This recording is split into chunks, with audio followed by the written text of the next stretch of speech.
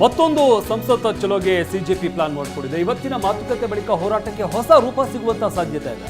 ಧರ್ಮೇಂದ್ರ ಪ್ರಧಾನ್ ರಾಜೀನಾಮೆ ನೀಡದಿದ್ರೆ ಹೋರಾಟ ತೀವ್ರಗೊಳಿಸುವಂತಹ ಸಾಧ್ಯತೆ ಇದೆ. ಹೋರಾಟ ಮತ್ತಷ್ಟು ತೀವ್ರಗೊಳಿಸುವ ಬಗ್ಗೆ ಸಿಜೆಪಿ ಚಿಂತನೆ ನಡೆಸ್ತಾ ಇದೆ. ಮುಂದಿನ ಹೋರಾಟದ ವಿಚಾರಕ್ಕೆ ಸಂಬಂಧಪಟ್ಟಂತೆ ರೂಪುರೇಷೆಗಳನ್ನು ಸಿದ್ಧಪಡಿಸಲಾಗ್ತಾ ಇದೆ. ಮತ್ತೊಂದು ಸಂಸತ್ ಚಲೋಗೆ ಸಿಜೆಪಿ ಪ್ಲಾನ್ ಮಾಡಲಾಗ್ತಾ ಇದೆಯಾ? ಹಾಗಾದ್ರೆ ಅಂದ್ರೆ ಮುಂದಿನ ಹೋರಾಟ ಯಾವ ರೀತಿಯಾಗಿ ಇರಬೇಕು ಅನ್ನೋದ್ರ ಬಗ್ಗೆ ಸಿಜೆಪಿ ರೂಪುರೇಷೆಗಳನ್ನು ಸಿದ್ಧಪಡಿಸ್ತಾ ಇದೆ. ಮಾತುಕತೆ ಆಗ್ತಾ ಇದೆ.